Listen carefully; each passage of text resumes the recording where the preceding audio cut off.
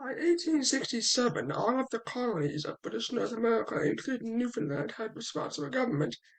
Without responsible government, Confederation would not have happened at all, as one could not happen without the other. In fact, this chapter is named for rebellions of 1837-1838 in Upper Canada, which led to the reforms which in turn led to responsible government. Nova Scotia was among the first colonies to achieve democracy in British North America in 1758. Prince Edward Island achieved democracy in 1790, and New Brunswick in 1786, along with both Upper and Lower Canada in 1791. This meant the people of each colony could elect their representatives to their own legislatures in their respective capitals in order to become British North America. Yet responsible government meant the governor had to pick their council from among the elected representatives. By this way, the premier is the leader of the colony with the greatest number of seats in parliament, and they are the ones that govern for the governor in practice. But it does not mean, however, that the legislature automatically had the power to decide how to govern itself. The governors of each colony had their own council, and the council was what eventually enacted the laws in the king or queen's name, as it still is partially ceremonial today. This is called giving royal assent, or when a bill becomes an act which automatically then becomes a law. Before responsible government, the governor and his council had the right to veto any bill or law they wanted to. This added up to a mounting frustration at the fact that in Upper Canada and Lower Canada, the governor tended to choose his own supporters and would make them ministers of different departments based on their family connections alone. In Upper Canada and the rest of English-speaking Canada, this struggle against the so-called elites of the establishment of the family compact really meant a struggle against the extremely wealthy merchants and landowners, many of whom were absentee landowners as well. In Lower Canada, the struggle was not only against the wealthy merchants and absentee landowners, but also somewhat against the Roman Catholic Church, as well as traditionally inherited landowning people called the seigneurs, who controlled 90% of the land in Lower Canada since the founding of New France in the early 17th century. In terms of battles with the Guards and Barons of 1837, in Upper and Lower Canada there was the Battle of Saint Denis in Lower Canada on November 23rd, 1837. This was a surprising victory for the Patriot, led by Dr. Wilfred Nelson, the brother and his brother Robert Nelson. There was also a Battle of Saint Charles, which ended in a massacre on November 25th, 1837. Some rebels surrendered, but others didn't know that the surrender was in effect. So the Royal Scottish Highland Regiment began killing every single person they could find, regardless of whether they were rebels or not. Indeed, a great deal of the rebels drowned trying to escape across the partially frozen Richelieu River. There was also the Battle of Saint Eustache in Lower Canada on December 14th, 1837. This ended with most of the rebels surrendering immediately, but a few ardent patriot rebels hid inside the cathedral in the town, and for 2.5 hours of continuous gunfire, which had very little effect in the church because it was made out of stone, the church was burned to the ground by the British Army. The leader of the rebels inside the church was a man named Dr. Charbonnet, who had barricaded himself inside the church with the rest of the rebels and was either killed in trying to escape or in the fire that engulfed the cathedral itself. Nobody is quite sure other than that he died as a result of the battle. Both Dr. Wilfred Nelson and his brother Robert Nelson later led the Hunters' Lodge in their raids against Upper and Lower Canada. The very last battle was in Windsor, Upper Canada. It became known as the Battle of the Windmills, or Windmill. The men at the Battle of the Windmill were commanded by a man named Niels von Scholitz, who was born in Finland but had Swedish citizenship, as Finland was part of Sweden and then part of the Russian Empire at that time. He had served in the Polish part of the Russian army before coming to the US, and it appears he served in the American army as well. In any case, Niels von Scholitz was hanged in Kingston for his part in the rebellions of 1837. The battle itself was led by the Hunters' Lodge, and it lasted from November 12th to November 1838. It ended with a total defeat and annihilation of the Hunters' Lodge, resulted in a man being hanged in Upper Canada, in Kingston. The Hunters' Lodge, which contained itself with making hit-and-run raids in Upper and Lower Canada, were finally defeated at Windsor, Upper Canada in 1838. This group was more radical than even William Lyon Mackenzie could tolerate, and he was among the most radical of the radicals. As for Joseph Howe put it back in 1837, we ask that we have the same rights as British subjects across the ocean at home in England, a system of responsibility to the people. In a pre-responsible government era of Nova Scotia, Howe was put on trial for seditious libel, and he also had his newspaper operations smashed by a mob and his offices burned to the ground by that very same mob. He also was acquitted by being a lawyer in his own defence. He later on became the first Premier of Nova Scotia in 1837. In 1837, a man named William Lyon Mackenzie led an armed uprising in Upper Canada. The uprising consisted of William Lyon Mackenzie trying to seize Toronto. Mackenzie was the mayor of Toronto, so in a sense he attacked the city of which he was the political leader of it. This was the Battle of Montgomery's Tavern, which is also sometimes called the Second Battle of Yonge Street in Upper Canada. It was led by Mackenzie on December the 7th, 1837. After failing to do that, he and his followers moved their families to Navy Island in the middle of Lake Ontario. There, Mackenzie proclaimed himself to be the president of the Republic of Canada. So the British, with American permission, crushed the rebellion on Navy Island. But Mackenzie was by now thought of as a mentally insane man and a deranged lunatic. He fled to the safety of New York State, where he spent a long time in exile and served a decade in New York State jail. As a judge in New York said, "You have therefore been found guilty of setting afoot a military enterprise against Canada, when the United States was at peace with Her Imperial Majesty Queen Victoria."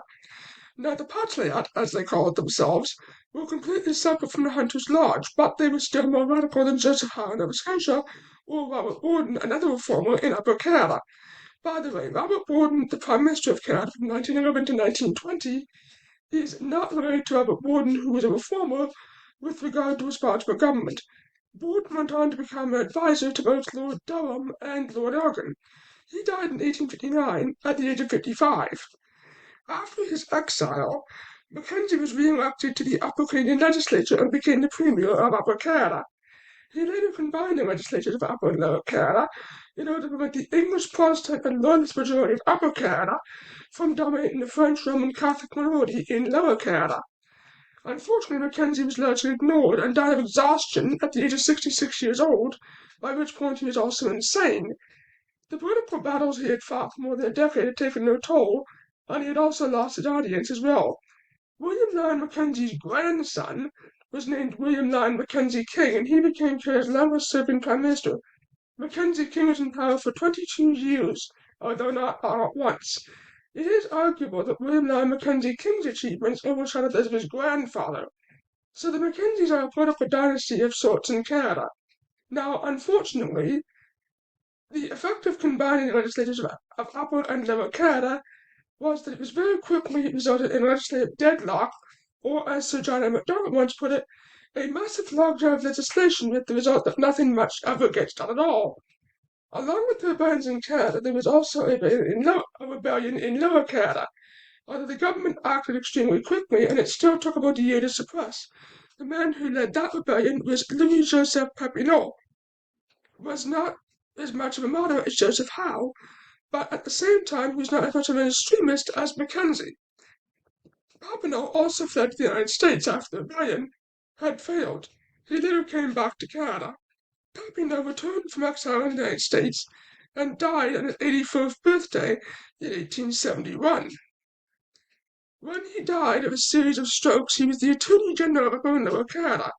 Louis-Joseph Papineau did not know he was dying until he was almost dead. In addition to this, Georges Etienne Cartier also took part in the rebellions of 1837 on the rebel side in Lower Canada. He fled to the U.S. after the rebellion, quickly returned. He was also soon elected to the Legislative Assembly that came out of the reforms for responsible government after the rebellions had been crushed. John A. Macdonald also fought in the rebellion of 1837 on the government side, for which he got the nickname of the Old Chieftain. This was due to the fact that he fought so well as a soldier, but it was also just a story, perhaps. Macdonald also got a promotion from private to corporal in the town of Kingston Militia. But what's fact is that John A. Macdonald was part of the government force that stormed Montgomery's Tavern, and burnt to the ground. This effectively put an end to the rebellions of 1837 in Upper Canada.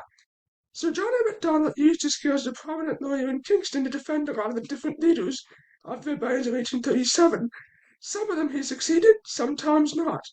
In fact, he believed that he unsuccessfully attempted to defend some of the leaders from the death penalty which they received is probably what contributed certainly to his extremely excessive alcoholism later in life. That is why Macdonald became most famous for infamous alcoholic in Canadian history. In all, 12 men were hanged for high treason, 8 in Lower Canada, and the rest in Lower Canada in Kingston, but at different times. In Upper Canada in Kingston, but at different times. There were also 250 sent to prison colonies in Australia, which inspired a very famous French Canadian folk song, translated as The Wandering Canadian, which goes as follows. A wandering Canadian, banished from his homeland, traveled weeping through foreign lands. One day, sad and thoughtful, seated on the river's banks, to the fleeting current he spoke these words. If you should see my homeland, my sad unhappy homeland, go, say, tell all my friends I remember them. Oh, days once so full of charm, you are now gone away, and my homeland, alas, I will not see you again. But now with my last breath, my dear Canada, my sad gaze will go to you. The rebellions of 1837 ended with people being hanged for high treason against both King William IV and also Queen Victoria.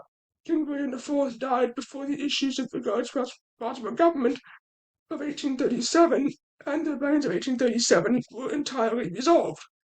He was then succeeded by his niece Queen Victoria, who ruled from 1837 until 1901.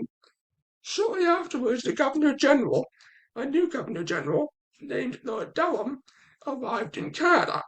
He was also a workaholic who was known to act hastily and sometimes far too hastily for his own good, even though he was known to literally work very quickly and efficiently too. Lord Durham eventually managed to work himself to death. He had violent fevers and recurrent migraine headaches too. In fact, he sometimes could scarcely stand up or get out of bed. Indeed, he died about 18 months in Canada. But Lord Durham, a report which he named after himself. This is the so-called Durham Report. It laid out the foundation of responsible government right across the British Empire as a whole. But what the Durham Report actually says is 4 different things. Firstly, to unite all the provinces together under one federal government, which would later become the principle of Confederation some 30 years later, in 1867.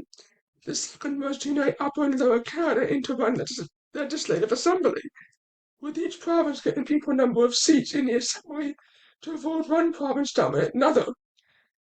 The third was to build a railway from Windsor, Upper Canada, through Halifax, Nova Scotia. The report did not specify what size of track to use. This set off a frenzied economic boom which resulted in every country in British North America laying their own different sizes of train tracks. This became known as railway building mania, which lasted through the 19th century and into the early 20th century. The fourth thing that Lord Durham called for was to try and assimilate the French Canadians. The British government in London decided to try assimilating the French Canadians to unite the province of Upper and Lower Canada into one legislature with equal representation for them, but it backed off in the assimilation of the Canadians when it realized how unpopular it was, so it had to be abandoned altogether. Alexander Timothy Galt and Georges Etienne Cartier then went to London, England, to pressure for a union of British North America under one federal parliament, but that got nowhere in spite of all of Galt's stubbornness. The new Governor-General, Lord Elgin, was in fact also Lord Durham's son-in-law, as an aristocrat in Britain had married only their relatives, like the royal families in Europe did. It is also important to remember that since 1759, the British Governor-General of Lower Canada had absolute power over the province in all things, and they also had almost absolute power in Upper Canada. This was reinforced when both provinces gained democracy in 1791. Lord Elgin signed the Rebellion Losses Bill into law amid violent opposition to it, which ended when a group of Loyalists and Orangemen burned down the Houses of Parliament in Montreal, which was, at the time, the capital of Lower Canada. If one If that isn't enough, on the same night of all that violent rioting occurred in Montreal, Lord Elgin's wife delivered their son, and they